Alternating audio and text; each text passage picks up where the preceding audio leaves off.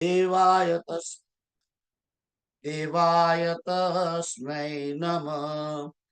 कार्पण्यदोषोपहत स्वभाव पृच्छामि त्वां धर्मसम्मूढचेतः। यच्छ्रेयस्यात् निश्चितं ब्रूहि तन्मय। शिष्यस्तेऽहं शाधिमां त्वां प्रपन्नम्। शिष्यस्तेऽहं शाधिमां त्वां प्रपन्नम्। शिष्यस्तेऽहं शाधिमां त्वां प्रपन्नम्। जय सिया राम। तो જય આપણે સિયારામ. જય સિયા રામ. આપણે ગઈ વખતે 66મો શ્લોક કર્યો હતો, રાઈટ?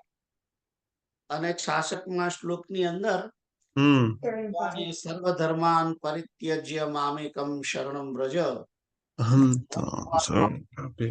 મોક્ષયિષ્યામિ મા શુચિ. It doesn't matter. They're going to lose either way. એ શ્લોક જે છે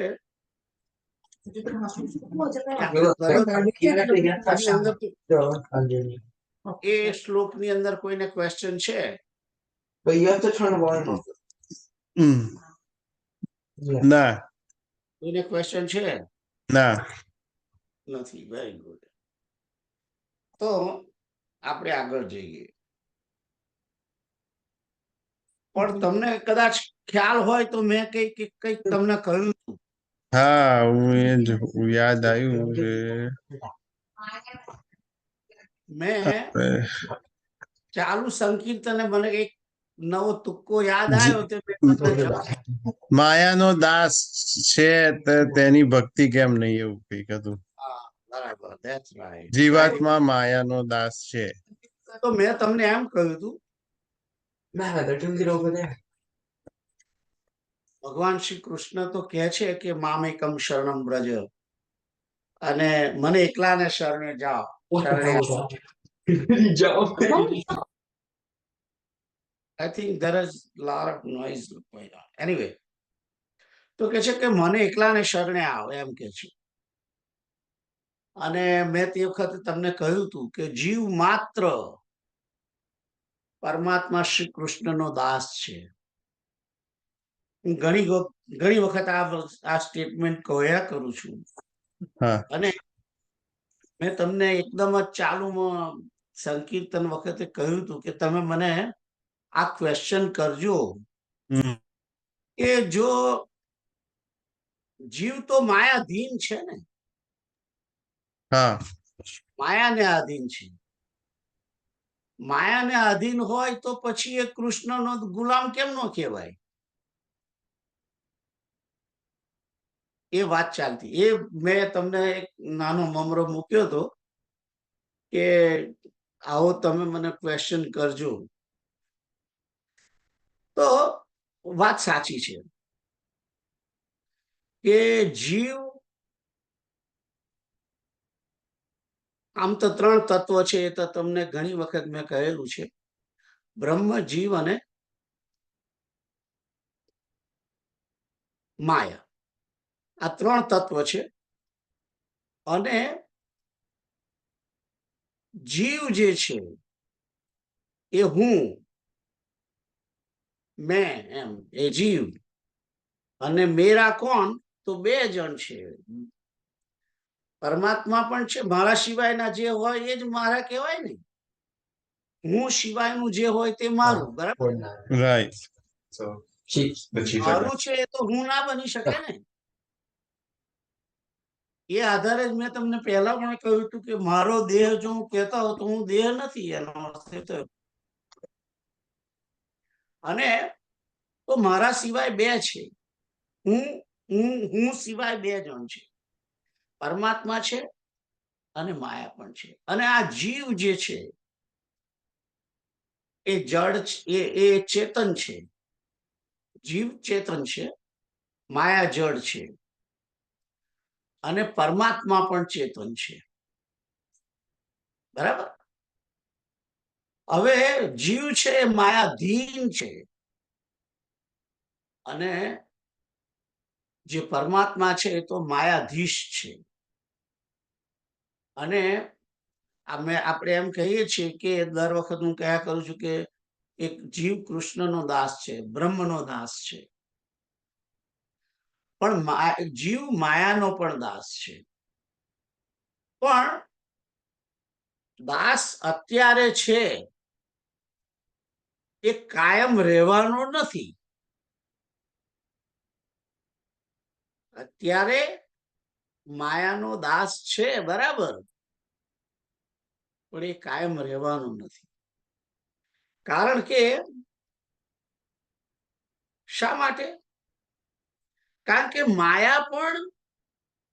માયા કોની શક્તિ છે? પરમાત્માની શક્તિ છે. અને માયા છે તે પણ પરમાત્માના અંડરમાં છે. શ્રી કૃષ્ણની શક્તિ છે માયા. અને જીવ પણ શ્રી કૃષ્ણની જ શક્તિ છે. પણ જીવ જે છે એ માયાના અંડરમાં છે. પણ બધા જીવ એવા નથી. લેટ મી ટેલ યુ, જીવ માત્ર છે તે બે પ્રકારના છે. એક છે સ્વાંશ જીવ અને એક છે વિભિન્નાંશ જીવ. જે સ્વાંશ જીવ કોણ છે? કે જે શ્રી કૃષ્ણના ડાયરેક્ટ અંશ છે તે. અને એની અંદર દુર્ગા આવે, ગણપતિ આવે, કે પછી શંકર આવે, વિષ્ણુ આવે, એ બધા જે છે એ ડાયરેક્ટ અંશ છે. એટલે એ પણ એ જે ડાયરેક્ટ અંશ છે, સ્વના અંશ, ચેતનના જ ચેતન. અને એ લોકો પણ ભગવાનની જે પરાશક્તિ છે એ પરાશક્તિને આધીન છે. કૃષ્ણની પરાશક્તિને આધીન છે. અને જે વિભિન્નાંશ છે તે શ્રી કૃષ્ણની માયા શક્તિને આધીન છે. આપણે બધા છીએ એ વિભિન્નાંશ છીએ. અને વિભિન્નાંશ પણ બે પ્રકારના. વિભિન્નાંશમાં એક મુક્ત જીવ અને બીજો જે છે, મુક્ત જીવ મીન્સ કે માયાથી જે મુક્તિ પામ્યા છે તે, અને બીજા છે તે માયાને આધીન છે તે. એટલે બે પ્રકાર, એક સ્વાંશ અને વિભિન્નાંશ. વિભિન્નાંશમાં પણ બે પ્રકાર, એક જે માયાને આધીન છે અને બીજા છે એ માયાથી મુક્ત છે. એટલે વિભિન્નાંશ જે છે એમ જ એક પ્રકારના છે, તે જ માયાને આધીન છે, બધા નથી. અને આ જે માયાને આધીન છે તે પણ કાયમ માયાને આધીન રહેવાના નથી. જે માયાને આધીન છે જે જીવો, તે પણ કાયમ માયાને આધીન રહેશે નહીં. કારણ કે પરમાત્માની જ્યારે કૃપા થશે ત્યારે એ જીવ માયાના ચુંગલમાંથી છૂટા થઈ અને પેલા જે માયા મુક્ત જીવો છે એમની જોડે જતા રહેશે. ખ્યાલ આવ્યો? એટલે માયા શક્તિ જે છે એના શક્તિમાન પરમાત્મા છે. અને માયા શક્તિના શક્તિમાન જીવ નથી ક્યારેય. જીવ માયા શક્તિનો શક્તિમાન નથી. અને પરમાત્માના અંડરમાં જીવ શક્તિ છે, પરમાત્માના અંડરમાં માયા શક્તિ છે. અને આ માયા શક્તિને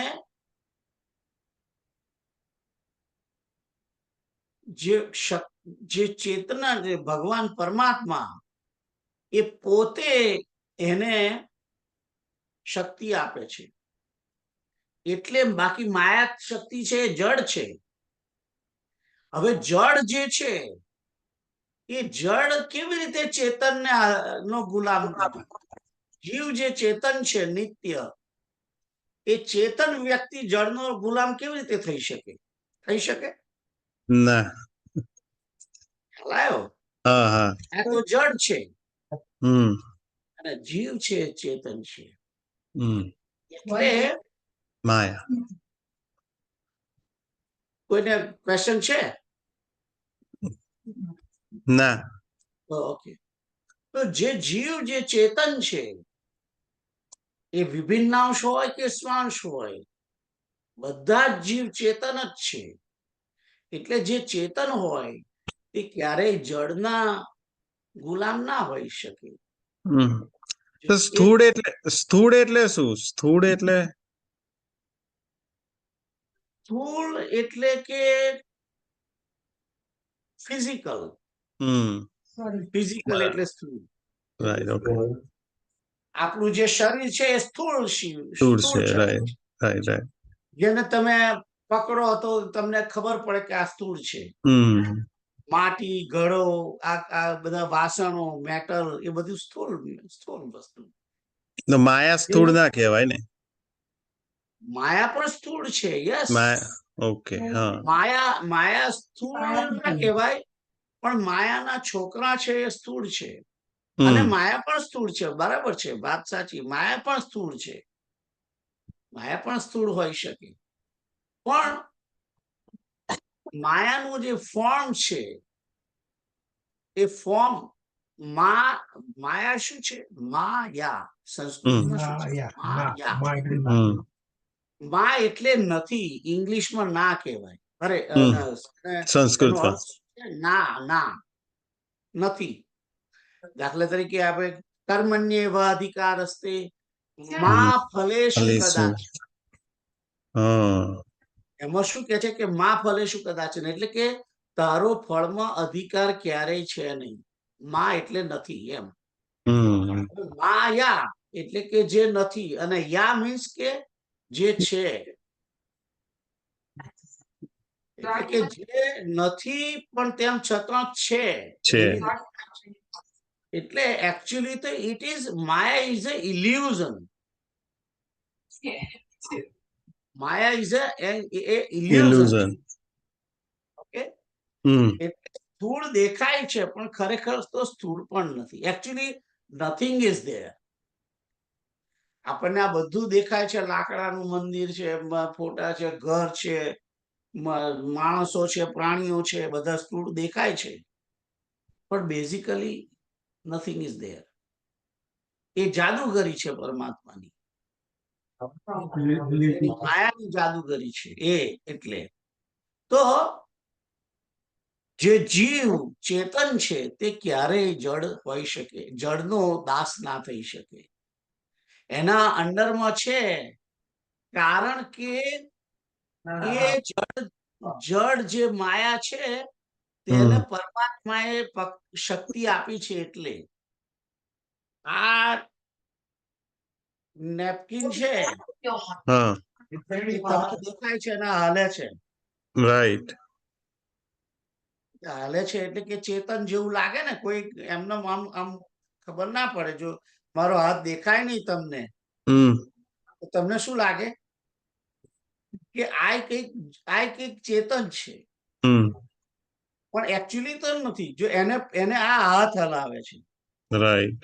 હવે એ હાથ જો છોડી દે તો પેલો રૂમાલ ઉભો થઈને જાતે હાલે ના. તો માયા જે જડ છે એ બધું કરી રહી છે. આ જગતનું નિર્માણ, આ જગતમાં ઉત્પત્તિ કરે છે, આગી પાછું થાય છે, બધું જે આ જગત દેખાય છે હલતું ચાલતું, એ એટલા માટે દેખાય છે કારણ કે પરમાત્માએ એની શક્તિ આપેલી છે.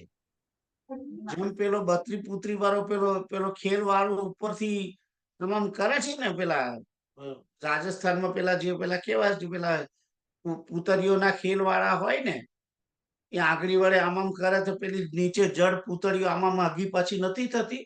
રાઈટ. થાય છે ને. આપણે બધા એવી રીતે જ છીએ, પણ મૂળ કોણ છે? શક્તિ કોની છે? પરમાત્માની. પેલો જે પાછળ છે, પડદા પાછળ ઉપરથી છે, પણ એ અને એ આંગળીઓ હલાવીને બધી પૂતળીઓને માગી પાછી પણ એ જ કરે છે. અને અમે એમ લાગે કે પૂતળીઓમાં વરરાજા હોય, પેલી લાડીને લેવા જાય, લાડીની જોડે લગ્ન થાય ને બધું થાય ને, એ બધું તમને દેખાય. બેઠા છીએ, પણ જે જે જે બધું કરનાર કોણ છે? એ પેલો પાછળ જે જાદુ પેલો બત્રી પુતરીઓનો ખેલ કરનાર છે એ જુદો છે માણસ. એ પાછળ પડદાની પાછળ ઉભો છે અને હમ ઉભો કર્યા કરે છે. એમ પરમાત્મા જે છે એની શક્તિને કારણે આ બધું જગત હલતું ચાલતું દેખાય છે. જગત જડ જ છે, પણ એ હાલતું ચાલતું એટલા માટે દેખાય છે કારણ કે એની અંદર પેલો આત્મા છે. હમ જેવી રીતે અંધારો રૂમ હોય, મેં આ રૂમ બંધ કરી દીધો છે અત્યારે, બરાબર, પણ હમ એ દીવો સળગાવ અને બહારનો બીજો રૂમ છે એમાં લાઈટ નથી અત્યારે, હમ અંધારું છે. રંજન તો ઉપર સુઈ ગઈ, નીચે કે લાઈટ નથી. પછી હું અહીંથી દીવો કરી અને પેલા રૂમમાં લઈ જાઉં એટલે એ રૂમમાં કેટલું બધું અજવાળું થઈ જાય ને. રાઈટ. હવે એ અજવાળું બધે ફેલાઈ જાય. એવી રીતે આ દેહની અંદર પેલો જીવાત્મા આવ્યો છે, એના લીધે દેહમાં અજવાળું છે હમ અને દેહ આગો પાછો થાય છે. બધું જીવંત, આ દેહ છે એ જીવંત થાય છે. હલાયો. હમ પણ એ જો પેલા રૂમમાંથી હું દીવો લઈ આવું પાછો અહીંયા આગળ, તો એ રૂમમાં અંધારું થઈ જાય ને. રાઈટ. હા. એવી જ રીતે દેહની અંદરથી પણ જો આત્મા જતો રહે હમ તો દેહ પણ જડ થઈ જાય. હમ જે માણસ તમારી સમક્ષ બોલતો હતો, હાલતો ચાલતો બોલતો હતો, રાઈટ, આપણે તો બધા કેટલા બધા જણને સ્મશાનમાં મૂકીને આયા છીએ, ખબર જ હોય ને. હા. એને કેટલાયને મૂકીને આયા છે અત્યાર સુધીમાં. એટલે એના ઉપરથી ખબર તો પડે જ કે દેહ જડ છે.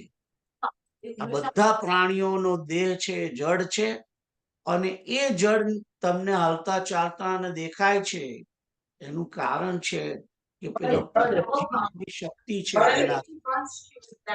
પણ એટલે હું સોરી એક ક્વેશ્ચન કરું છું, પણ આમ થોડુંક એ લાગે બોલો. ઓપોઝિટ આર્ગ્યુમેન્ટ જેવું, પણ એવું નહીં, પણ ખાલી ક્વેશ્ચન છે કે ચેતન છે બરાબર છે, પણ સમટાઈમ્સ અમુક ભાગમાં ચેતન જતું રહે છે.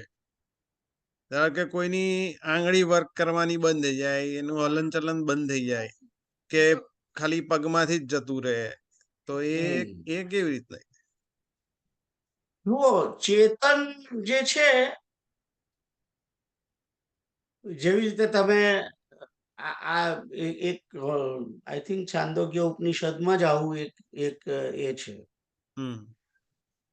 કે એ ચેતન જેવી રીતે ઝાડ હોય, ઝાડ એમાં જ્યાં સુધી અમુક ઝાડો હોય એમાં અમુક ડાળીઓ ઉપર છેક હોય ને, એમાંથી એ બધી સુકાઈ જાય કોઈ.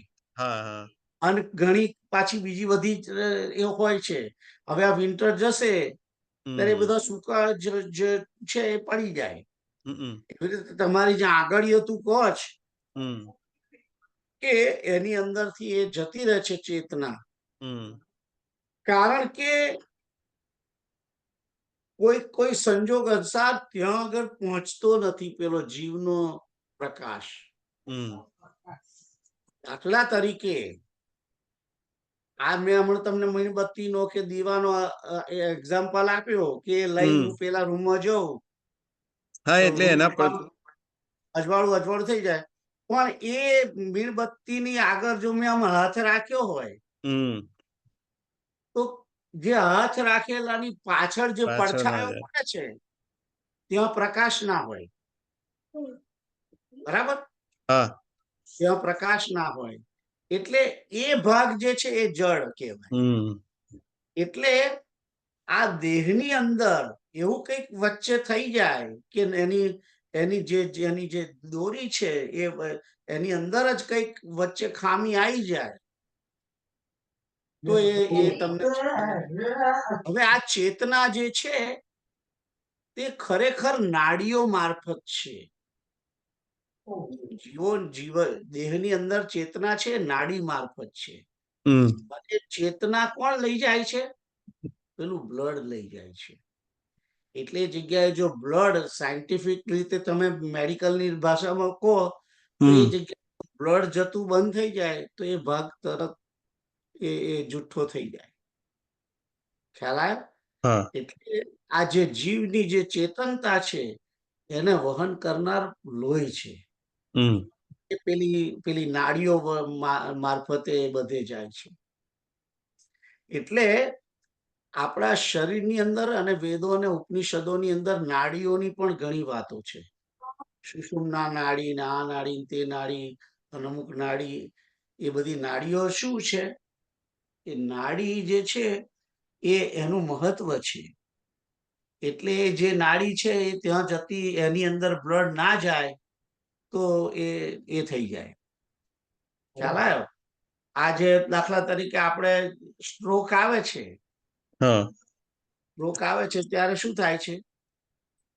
સ્ટ્રોક આવે ત્યારે પેલો ક્લોટ જે છે થાય છે અને માઇન્ડ ની જેમાંથી કોમ્પ્યુટર માઇન્ડ નું જે છે એની અંદરથી જે જ્ઞાન તંતુઓ નીકળે છે અને એને લીધે એ થાય છે તો એ જગ્યાએ અમુક પાર્ટ ની અંદર જો ક્લોટ થઈ જાય તો એના લીધે અમુક એરિયા બંધ થઈ જાય કામ કરતું. એટલે તમારો આખો અડધો અંગ જતો રહે કે જતો, કારણ કે એ જગ્યાએ જે જ્ઞાન તંતુ જતો હોય એ બંધ થઈ ગયો. ખ્યાલ આવે? એટલે એવો ઉદાહરણ પણ છાંદોગ્ય ઉપનિષદમાં છે. હું તમને કાલબાલ એનો ફોટો પાડીને મોકલીશ. તમારે જે ક્વેશ્ચન કહો છો એનો જ છે, છાંદોગ્ય ઉપનિષદમાં જ છે. I will take a picture and send you.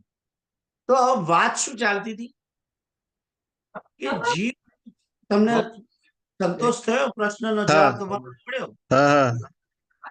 Okay. તો જે જડ જે જીવ અરે માયા જે છે એ જડ, એનો કોઈ દિવસ જીવ એ દાસ ના બની શકે. અત્યારે માયાના આપણે આધીન છે એનું કારણ શું છે? કે પેલી માયાને શક્તિ આપનાર પરમાત્મા છે. એટલે તમને એમ લાગે કે ઓ આ તો આપણને કંટ્રોલ કરે છે. જેવી રીતે આ બધા પંખા અને આ બધી લાઈટો ને બધું જે ચાલે છે, પંખો ને બધું કે એમને થોડું ચાલે, ઇલેક્ટ્રિસિટી હોય તો ચાલે. એવી રીતે આ જગતની અંદર તમામ પ્રાણીઓ અને પ્રાણીઓની અંદર અને બહાર એ બધે જ પરમાત્મા તત્વ, ચેતન તત્વ છે. અને એના કારણે એ જીવંત થાય છે.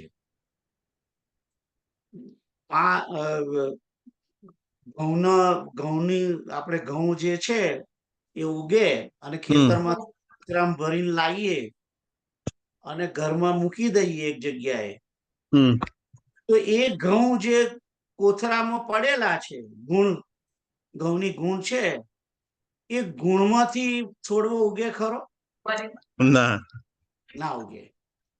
પણ એ જ ઘઉં જો જમીનની અંદર સહેજ ખોદી અને પછી એની અંદર જો તમે એને વાવો તમે અને થોડું પાણી આપો અને બંધ કરી દો, રાઈટ? તો ઘઉંનો દાણો જે છે એ એક છોડ બની જાય. એ છોડ ઉપર પાછા બીજા 100 દાણા ઘઉંના આવે, રાઈટ? તો જીવ જે છે પણ એ ઘઉંનો દાણો છે, એની અંદર સૂક્ષ્મ બ્રહ્મ પડેલું છે, બ્રહ્મ તત્વ. પણ તમે એ દાણો કચરીને જુઓ તો ના મળે. અત્યારે આ જે હું તમને કહું છું એ છાંદોગ્ય ઉપનિષદની અંદર છે. હું તમને એનો ફોટો મોકલીશ. તો શા માટે એમ કે આ બધું જે તમારો ક્વેશ્ચન હું ભૂલી ગયો, શું હતો? એટલે અમુક ભાગ વર્ક કરવાનો બંધ થઈ જાય છે એની પરથી. હા, એનું કારણ શું છે? કારણ કે એ જગ્યાએ ચેતનતા જતી નથી અને બ્લડ ત્યાં ના જાય એના કારણે. ખ્યાલ આવ્યો? મારા મધર હતા ને, એમને અમુક નાડીઓ જે છે એ એટલે જે બ્લડની વેસલ્સ, એ વેસલ્સ સુકાઈ ગઈ હતી. એટલે અને થોડી સુકાતી વેસલ, એટલે એમાં પછી એ સુકાઈ જાય ને પછી એમાં બ્લડ જાય નહીં. રાઈટ. એટલે એ ભાગ જે છે એ તમને જરાક નમ થઈ ગયા છે. આર્થરાઇટિસ શું છે? એ જ છે. આર્થરાઇટિસ ની અંદર પણ કૃષ્ણકાંત, એની અંદર પણ એ જગ્યાએ બ્લડ જાય ને એટલે આર્થરાઇટિસ થઈ જાય. ઓલરાઈટ, તો આ એનું કારણ હતું. પણ આટલો જે મૂળ પ્રશ્ન હતો કે માયાને આધીન આ જીવ છે, પણ એ બધા જીવ માયાને આધીન નથી. અંશમાં જે એક અમુક બંધનમાં છે તે જ વિભિન્ન અંશમાં પણ જે મુક્ત થયેલા જીવો થોડા માયાને આધીન છે. મારો કહેવાનો મતલબ એ છે કે જીવાત્મા જે ચેતન છે એ હંમેશા ચેતન છે, તે જળનો કોઈ દિવસ ગુલામ ના હોય. એટલે જીવાત્મા એ હંમેશા પરમાત્માનો જ કાયમ માટે દાસ છે. તો આ વાત મેં ગઈ વખતે કહી હતી, બધાને આઈ થિંક હવે સમજણ પડી હોવી જોઈએ. બરાબર છે? તો આગળનો શ્લોક તમે વાંચો, 67 નંબરનો. ઇદમ તે ના તપસ્કાય ના ભક્તાય કદાચન ના ચાસુ સ્વેવાચ્યમ ન ચ મામ યોભ્યસૂયતિ. તે ના તપસ્કાય ના ભક્તાય કદાચન ન ચાશુશ્રુષવે વાચ્યમ ન ચ મામ યોભ્યસૂયતિ. તો આનો આમાં સંદીપ છૂટી પાડો તો ઈદમ એટલે આ એટલે કે ગીતા જે મેં તને કહી હતી. ઈદમ તે એટલે કે તને, તે એટલે કે તને. ના તપસ્કાય તપ ના કરતો, ન અતપસ્કાય. ના તપસ્કાય જે છે એમાં ન અને અતપસ્કાય બનીને ના તપસ્કાય બની છે વર્ડ. તો ન અતપસ્કાય ન અભક્તાય કદાચન ન ચ અશુશ્રુષવે અને પછી કે વાચ્યમ ન ચ મામ યોભ્યસૂયતિ. એટલે કે છે કે તને જે આ ગીતા કહી એ કદાચન એટલે કે ક્યારેય ન અતપસ્કાય તપ રહિત મનુષ્યની ને સામે કહેવું જોઈએ. એને કહેતો નહીં. વાચ્યમ એટલે કે કહેવું. ન તો આગળ છે જ. ન ચ અભક્તાય એટલે કે જે ભક્તિ રહિત હોય એને ના કહેવું. ન અશુશ્રુષવે એટલે કે સાંભળવાની ઈચ્છા ના રાખતો હોય એને પણ ના કહેવું. અને ય મામ અભ્યસૂયતિ એટલે કે જે અભ્યસૂયતિ એટલે કે જે મારી નિંદા કરે, મારો દ્વેષ કરે, એને પણ ના કહેવું જોઈએ. એ આનો અર્થ છે આ શ્લોક. તો કે છે કે તું આ ગીતા જે મેં તને કહી અત્યાર સુધી 66 સુધી 1866 સુધી બધા જે આપણો વાર્તાલાપ છે એ કે છે કે તપ વગરનો હોય તેને ના કહેવી, ભક્તિ રહિત હોય એને પણ ના કહેવી, એમ કે છે. એટલે કે જેને ભક્તિ રહિત એટલે કે જેને વેદમાં, શાસ્ત્રમાં, પરમેશ્વરમાં, મહાપુરુષોમાં ગુરુજનોમાં શ્રદ્ધા ના હોય, ભક્તિ ના હોય, પૂજ્ય ભાવ ના હોય, એને તારે કહેવી નહીં. સાંભળવાની ઈચ્છા ના રાખે એને પણ ના કહેવી, અને જે મારી નિંદા કરે એને પણ ના કહેવી. એટલે ગીતા, ભગવદ ગીતા બધાને કહેવી ના જોઈએ એમ કે છે ભગવાન. ખ્યાલ આવ્યો? એ છે કે બધાને કહેવી નહીં. કેમ નહીં કહેવી? એનું કારણ ખબર છે તમને? ના ના, અહીંયા આગળ એ જ ક્વેશ્ચન છે કે કેમ નહીં કેવી. એમ કે ભગવાન કે આવા બધા આ ઇન્ફોર્મેશન આપે તો કદાચ સુધરે એ લોકો. એ બરાબર છે, પણ એનું કારણ છે. જ્યારે વ્યક્તિ જેને ઈચ્છા નથી હોતી અને જે ભગવાનની નિંદા કરે છે અથવા તો જે ભગવાન પ્રત્યે દ્વેષ રાખે છે, એને તમે આજે મને તારી કે મારે તારે ના ફાવતું હોય, તો પછી તારા ડેડી મારા વિશેની મેં કોઈ સારું કામ કર્યું હોય એ એને ગમે નહીં. ખ્યાલ આવ્યો? એટલે ઓલવેઝ ઓપોઝ કરવાનો જ છે. હવે આ ભગવદ ગીતા તમે જુઓ તો ભગવદ ગીતાના મોટા ભાગના શ્લોકમાં ભગવાને મયી, મે, અહમ આવા શબ્દો વાપર્યા છે કે મેં આ પૃથ્વીને જન્મ કર્યો, તું મારો અંશ છે, તું મારો આ છે, આ બધું મારું છે. અહમ, મમ, મે, મયી આ બધા શબ્દો આવા ઘણા છે.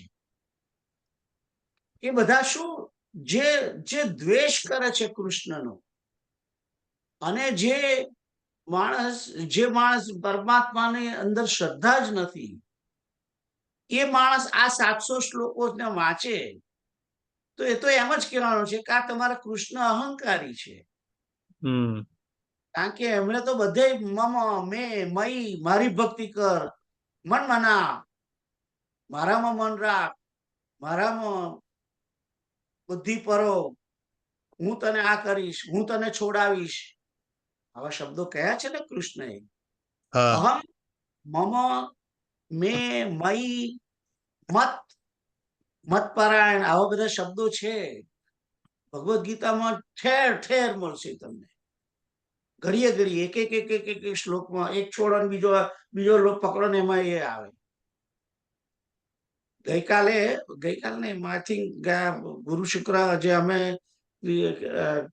જે કીટ અંકલ જોડે જે ડિસ્કસ કરતા હતા એમાં અમે એ જ કે કૃષ્ણ કોણ છે જે અમે શ્લોકો જોતા હતા, એમાં બધા જે શ્લોકો છે તેમાં મમ, મયી, મત, અહમ એવા બધા જ છે ને.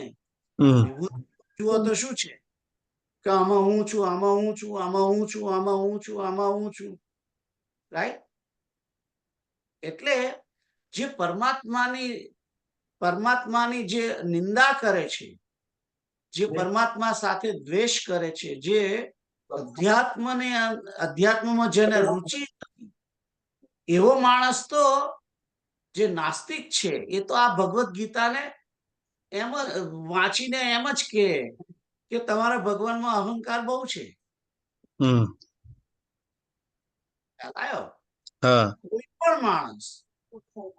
કોઈ પણ માણસ જો જે કૃષ્ણને જાણતો નથી, તમે આપણે ઇન્ડિયન કલ્ચર વાળાને પહેલેથી બાળપણથી કૃષ્ણની મંદિરોમાં ગયેલા આ તે, એટલે આપણા સંસ્કાર એવા છે. પણ પાશ્ચાત્ય જગતની અંદર જે કોઈ સમજતો ના હોય અને જેને કોઈ એને કહે જ નહીં કે સનાતન ધર્મના પરમાત્માનું નામ કૃષ્ણ છે, એવું જાણતો ના હોય ને એને આ ચોપડી વાંચે, વ્યક્તિ કોણ છે આવું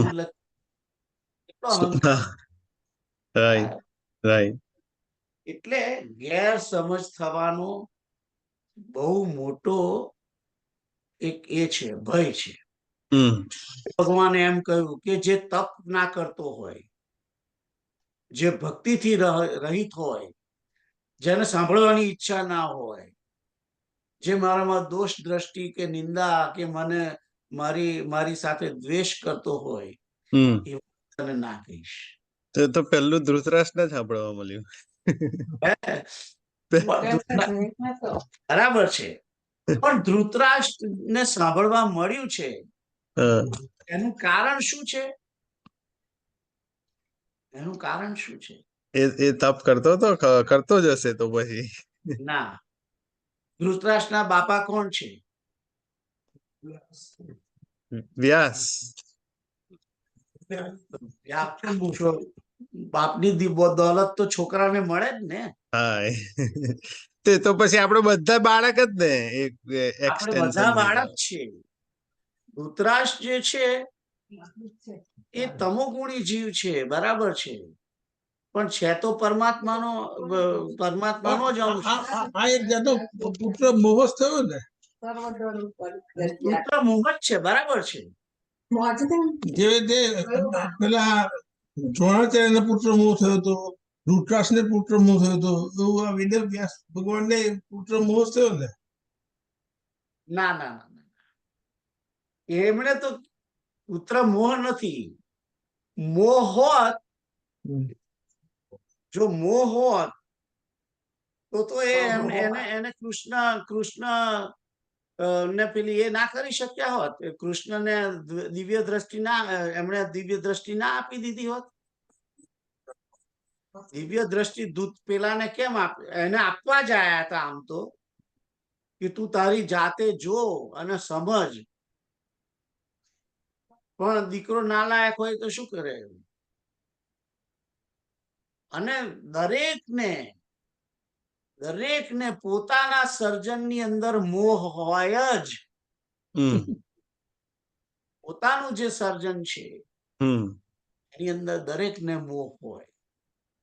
મોહ વગર તો આ કોઈ પ્રાણી નથી આ જગતની અંદર. મોહ ના હોય તો એ પછી એને તો બ્રહ્મ સ્વરૂપ કહેવાય ને. ખ્યાલ આવ્યો? મોહ તો દરેકને રહેવાનો. તો આપણે વાત ચાલતી હતી શું એ હું ભૂલી ગયો.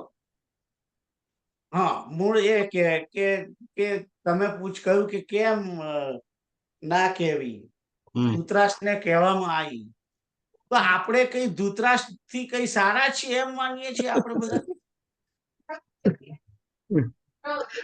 આપણું જે ચરિત્ર છે એ ધૃતરાષ્ટ્ર થી ઘણું સારું છે એમ માનો છો તમે?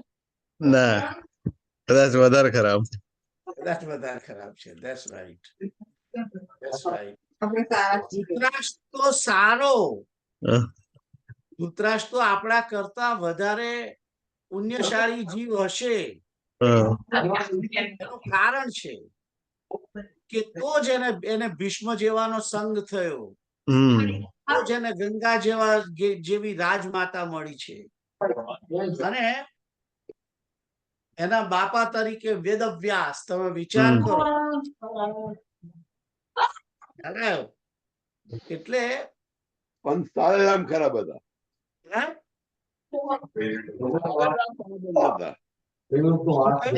સાલેરામ શાળાભાઈ ખરાબ હતા, બરાબર છે.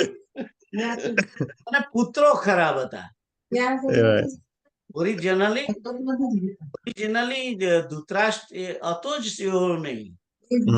બાળક થયા પછી બગડ્યો.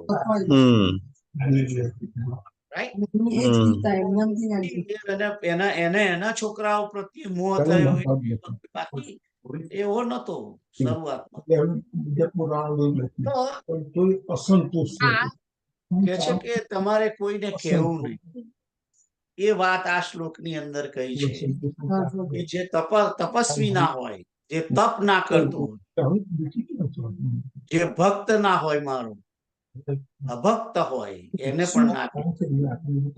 અને જે દોષ દ્રષ્ટિ રાખતો હોય એને ના કહેવું. કેમ જે નિંદા કરતો હોય પરમાત્માની, કૃષ્ણની, એને ના કહેવું. કારણ કે એ માણસ છે એનો ખોટો અર્થ લેશે એ ભગવદ ગીતાનો. તો આ મેઇન રીઝન છે. અને ભગવાને જે આજ્ઞા કરી છે એ તો એમને કઈક કારણ હશે તો જ કહ્યું છે ને.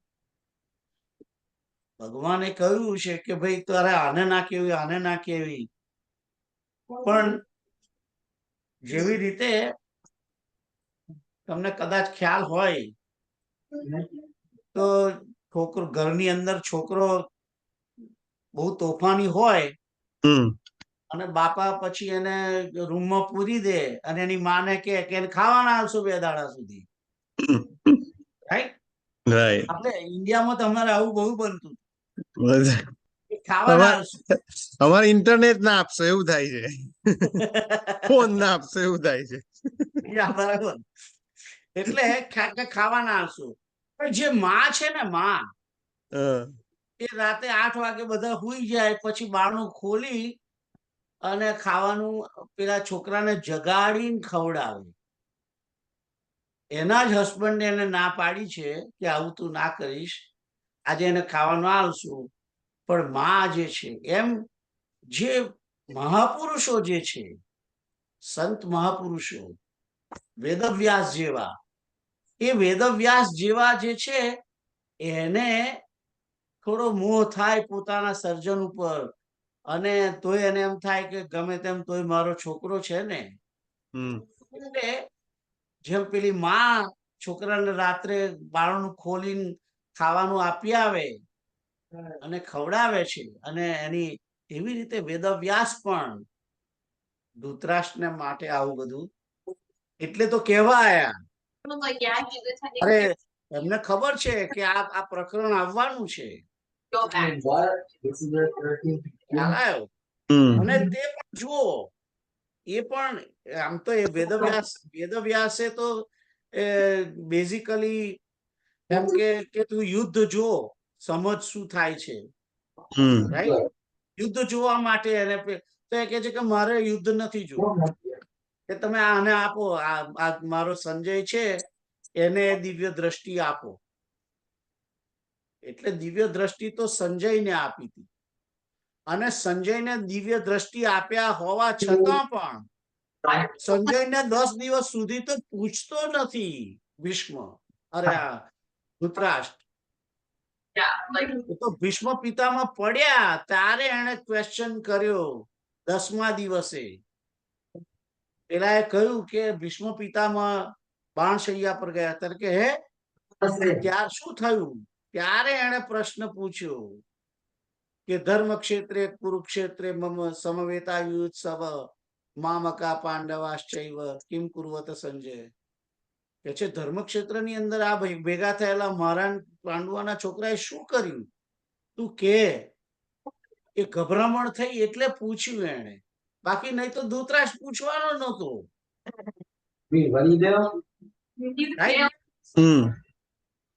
એટલે જે કારણ છે કે શા માટે, એ તો એના નસીબમાં હશે એટલે મળ્યો. અને નસીબમાં હોવા છતાં પણ એને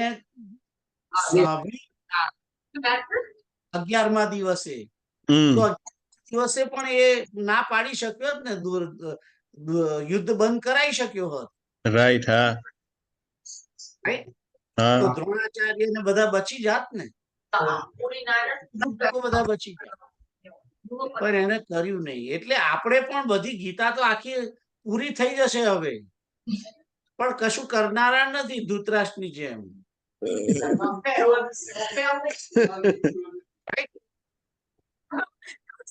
તો એટલે ભગવાન કહે છે કે તારે કોઈને કહે છે કે જે તપ રહિત મનુષ્ય હોય એને ના કહેવું, કારણ કે તું કહીશ ને તારો ટાઈમ બગડશે. પણ જેમ માં પોતાના છોકરાને ખવડાવે રાતે બારણું ખોલીને, એવી રીતે મહાપુરુષોએ અને ભગવાને પણ કરુણા કરી અને આપણને બધાને આ ભગવદ ગીતા સાંભળવા મળી. તો એ અનુગ્રહ છે, પરમાત્માનો અનુગ્રહ છે આપણા બધા ઉપર. કારણ કે આપણી અંદર થોડીક તો ભક્તિ છે કૃષ્ણ વિશે, એટલે આપણે હકદાર થયા છે. થોડીક તો ભગવાન શ્રી કૃષ્ણ વિશે પરમાત્માની બુદ્ધિ છે આપણી, ખ્યાલ આવ્યો? એટલે આપણે બધા કઈ અભક્ત નથી, થોડી થોડી તો ભક્તિ છે જ બધામાં. ભક્તિ છે એટલે તો આપણને બધાને આ સાંભળવા મળે છે, રાઈટ? પણ એનો વધારવાની જરૂર છે. That's what it is. તો આ 67મો શ્લોક તમને ખબર પડી ગઈ? એમાં એવું છે કે ભગવાને 4 વસ્તુ કીધી, બરોબર? કે એક તો તપ નથી, ભક્તિ નથી અને સાંભળવાની ઈચ્છા નથી. એને ના કેવું. અને વધારે અગત્યનું કે મારામાં ભગવાનમાં દોષ ને દ્રષ્ટિ અને નિંદા કરતા હોય કે ટીકા કરતા હોય ભગવાનની, કે એમાં શંકા કરતા હોય. હવે 4 વસ્તુમાંથી જે પહેલી 3 વસ્તુ છે, જે દોષની વસ્તુ જરા વધારે સિરિયસ છે. પણ જ્યારે એમાં શું છે કે જેમ તમે કીધું એમ સમય બગડે એમને કહેવાથી, એનર્જી આપણી વેસ્ટ થાય. અને બીજું કે જો અધકચરો કોઈ શિક્ષક કે પેલો શિક્ષક નહીં કહેવાનું, પણ અધકચરો કે જે સ્ટુડન્ટ હોય, ગીતા ભણતો હોય હજુ અને હજુ ઇનિશિયલ સ્ટેજમાં હોય, એ કોઈ આસ્તિક માણસને, એથિસ્ટ માણસને કે તો એ નકારાત્મક આઈડિયા પાછા એના મનમાં બિચારાને આપે કે ભાઈ તું કરે છે બરોબર નથી. નંબર 1. નંબર 2, પણ જ્યારે પૂજ્ય પ્રભુપાદ અમેરિકા આવ્યા ત્યારે અમેરિકન જે લોકો હતા એમાં પહેલી 3 વસ્તુ નથી, ભક્તિ નથી, તપ નતું અને સાંભળવાની ઈચ્છા નોર્મલ હતી. એમાં એ લોકો અજાણ્યા હતા બિચારા સાવ. અને દોષ દ્રષ્ટિ નથી, ન્યુટ્રલ હતા. દે આર ઓપન માઇન્ડેડ, બરોબર? એટલે પ્રભુપાદજી સક્સેસ થયા ગીતાજી શીખવાડવામાં પશ્ચિમ દેશમાં. એટલે આનો જે મેઇન પોઈન્ટ એ છે કે જો ભક્તિનો પ્રચાર કરવો હોય, જેમને ખબર નથી આ જ્ઞાનની, એમને આપવા માટે આ ચોથો પોઈન્ટ કે જે ભગવાનની પહેલેથી નેગેટિવ માઇન્ડ રાખીને પ્રભુપાદજી પાસે જાય કે તમે કહો છો એ બધું બોગસ છે, તો પછી એ વાત બરોબર છે કે એને કહેવાનો મતલબ નથી. પણ પ્રભુપાદજીની દ્રષ્ટિ જે હતી કે સાચું જ્ઞાન કૃષ્ણ ભગવાન માટે મારે ફેલાવવું છે પશ્ચિમ દેશોમાં, અને બહુ સક્સેસ ગયા એ દ્રષ્ટિએ. અને અમેરિકન લોકો આપણા કરતા અમુક તો વધારે સિન્સિયર હોય છે, ટુ બી ઓનેસ્ટ. અને એ લોકો બહુ બહુ સિન્સિયર હોય છે. આપણે તો શું છે કે પેલી બહુ કિંમત સમજતા નથી, પહેલાથી મોટા થયા છે ને એટલે પૂરી કિંમત સમજતા નથી. જ્યારે અમેરિકન લોકો તો they are really sincerely following. એટલે આ બધામાં જે મુખ્ય પ્રશ્ન કારણ એ છે કે આપણો સમય ને એનર્જી નહીં બગાડવી અને આપણામાં નેગેટિવ આઈડિયા ના ઘુસાડે. કારણ કે આપણે જે અધકચરા હોય માણસ બિચાર, તમારે જેવા પરફેક્ટ ટીચર તો બહુ ઓછા હોય, પછી બધા કહેવા માંગતા હોય, ગાડીમાં બેઠા હોય બાજુમાં કે પ્લેનમાં બાજુ બેઠા વાત નીકળે અને આપણે કેતુલબી જેવા શરૂ કરે શીખવાડવાનું બાજુ વાળાને, તો પેલો કે તમે તો યાર ક્યાં ઊંધા રસ્તે જાઓ છો. એટલે પછી આપણે 3 વર્ષથી સાંભળો છો તમે કેતુલ, પણ તમે 1 વર્ષથી ચાલુ કરી હોય અને 1 જ વર્ષ થયું હોય 3-4 અધ્યાય સાંભળ્યા, સાવ ખોટું નથી. સમજાઈ ના શકીએ ને પાછો સામેવાળો કશું કુંધું કે તો આપણે પાછા એની વાતમાં આવી જઈએ. એટલે એનું મુખ્ય કારણ ભગવાનનું શું છે? આમાં બધા કારણો છે કે મુખ્ય કારણ શું છે? Very good, thank you. બહુ સરસ રીતે તમે સમજાવી. You did good Krishan Kant. આનું મુખ્ય કારણ ભગવાન એમ કે છે કે એટલે મતલબ વગરનું છે કે તમારામાં નેગેટિવ સીડ્સ મૂકે પાછો એ માણસે. એટલે કે છે કે દોષ દ્રષ્ટિ, અને જુઓ આ બધા તમે કહો છો ને, પણ દરેક પાછળ આપણે તો બધા એમ કે બીજા આગળના જન્મોને માનવા વાળા છે ને. સનાતન ધર્મના જે 10 પોઈન્ટ છે એની અંદર એ જ છે ને કે પોતે પુનર્જન્મ, આપણે પુનર્જન્મમાં માનવા વાળા. એટલે પુનર્જન્મની થિયરી પ્રમાણે તમે વિચારો તો તમને આ ભગવદ ગીતા મળી છે એનું કારણ કે પાછળના જન્મમાં કંઈક કર્યું હશે, પડેલું છે, એટલે આપણને સાંભળવાની ઈચ્છા થાય અને આપણને એને માટે એક થોડોક પ્રેમ હોય. એ પ્રેમ જે છે એ જ ભક્તિ. એના કારણે તમને અને મને એમ થાય કે ચાલો આપણે ભગવદ ગીતાને વાંચીએ. ચાલો હવે હું મારી જ વાત કરું કે જ્યારે હું ઇન્ડિયાથી નીકળ્યો અને ઇન્ડિયા હું આટલો બધો વર્ષ રહ્યો, તેમ છતાં ભગવદ ગીતા વિશે મને કશી જ ખબર નથી. અમારા ભાભી જે ગીતા ભાભી, એમના દાજી જે છે એમને હું મળવા ગયો, ઇન્ડિયાથી અહીંયા આવતો હતો, રાઈટ, ખાટલી. તો એમના દાજીએ મને આ ભગવદ ગીતા આપેલી પહેલી. ત્યારે તો મેં ગીતાનું પુસ્તક જોયું કે આવી ગીતા હોય, પણ તે બી ત્યાં નહીં જોયું. એમણે આપીને એ ચોપડીઓ કહેવા દો કે અણગમતા ભાવે પકડી લીધી. છે એટલે આપે એટલે આપણે લેવું પડે એમ કરીને લીધેલી. અને વખતે પેલી ભાભી ઘેર, એટલે ભાભીની શરમે આ 3 ચોપડીઓ એમણે જે આપેલી એ મૂકેલી બેગોમાં. એ બેગ અને એ બેગો માંથી પણ આ ભગવદ ગીતા ઘણો સમય સુધી મારી જોડે પડી રહી, તોય મેં એને વાંચ્યું. એટલે જયારે મારા ને તમારા પુણ્યનો ઉદય થાય ત્યારે જ તમને એને વાંચવાનો સરળ માર્ગ, એને તમને એક ઈચ્છા થાય કે લાવો ચલો હું વાંચું. અને પછી તમને સમય આવે, તમને વ્યક્તિઓ મળી આવે કે જે તમને શીખવાડે, જે તમને સમજાવે. ખ્યાલ આવ્યો? એટલે ભગવદ ગીતા મને તમને આપણને આમ ભલે ભગવાન કહે છે કે આ ના સાંભળવા વાળાને ના કહેવી, અને એ તો એવા જ હતા ને. આપણે, હું તો એવો જ હતો ને પહેલા. તો મને ક્યાં મળી હતી ભગવદ ગીતા? તે વખતે મને ઈચ્છા નહોતી. તો એ વખતે જયારે હું PWD માં સર્વિસ કરતો હતો ત્યારે ઇસ્કોન વાળાએ ગુજરાતીમાં ભગવદ ગીતા આપેલી. તે પણ મેં કોઈ દિવસ ખોલેલી નહીં. એ તો આ પેલા એમણે આપી દાજી, એટલે મેં કहीं લઈને આવ્યો ને પછી વાંચવાનું ચાલુ કર્યું. ઘણા વર્ષો પછી એડિશનમાં આયા પછી 7 વર્ષ હું જયારે બર્ગન કાઉન્ટીમાં રહેતો હતો ત્યાં તો 7 વર્ષ મેં એ ચોપડી ખોલી નથી. એટલે એનો સમય આવે, એ સમયે જ તમને એને એ થાય. એટલે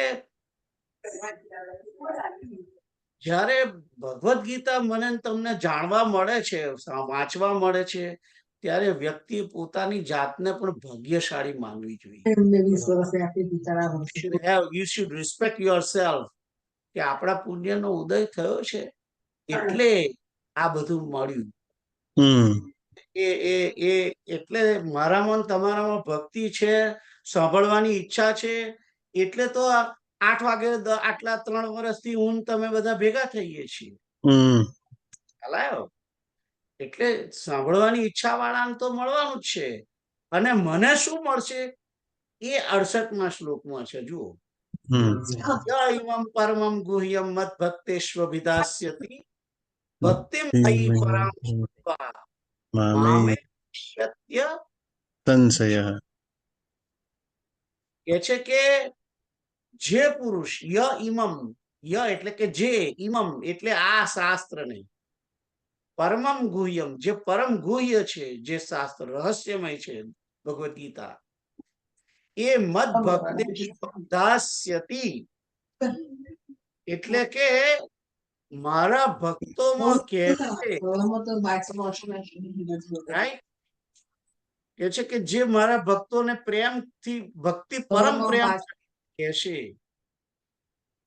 અભિધાસ્યતિ એટલે કે કહેશે, તે નિસંદેહ મને પ્રાપ્ત થશે. અને હજુ તો 69માં પણ એવું જ છે. નચ તસ્માન મનુષ્યેષુ કશ્ચિન મે પ્રિય કૃતમ ભવિતા નચ મે તસ્માત અન્ય પ્રિયતરો ભુવિ. કે એનાથી વધારે વધીને મારું પ્રિય કાર્ય કરવા વાળો મનુષ્યમાં બીજો કોઈ નથી. અને પૃથ્વીભરમાં કે છે કે આનાથી વધારે મને બીજો કોઈ ભવિષ્યમાં પ્રિય થશે નહીં. એટલે ભગવદ ગીતા જે કહે છે, સમજાવે છે, એને તો આ 68 ને 69 એને એનું ફળ મળવાનું છે. ખ્યાલ આવ્યો? આપણે જો કે શરૂઆત એના કારણે નથી કરી, પણ બેઝિકલી ભગવાનને પણ પ્રિય થવાય છે. ખ્યાલ આવ્યો? તો આ 2 શ્લોક આપણે આવતી વખત લઈશું ફરી. હા પણ એટલે અત્યારે 68 સુધી કર્યું એમ કે. હા તો પૂર્ણાહુતિ કરી 9 ને 1 થઈ છે.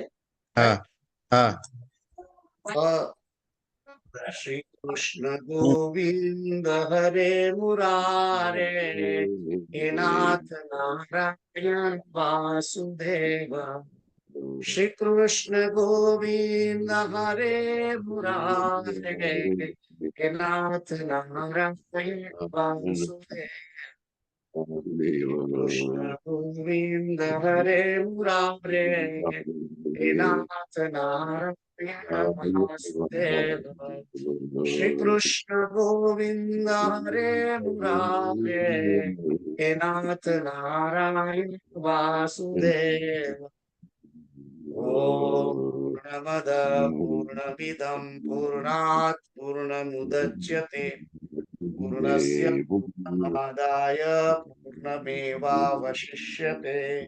સર્વે ભવन्तु સુખિનઃ સર્વે સन्तु નિરામયા સર્વે ભદ્રાણિ પશ્યन्तु મા કશ્ચિत् દુઃખમાપ્નુયાत्. ઓમ તત્સત ઓમ તત્સત ઓમ તત્સત ઓમ તત્સત. જય સિયારામ. જય શ્રી રામ.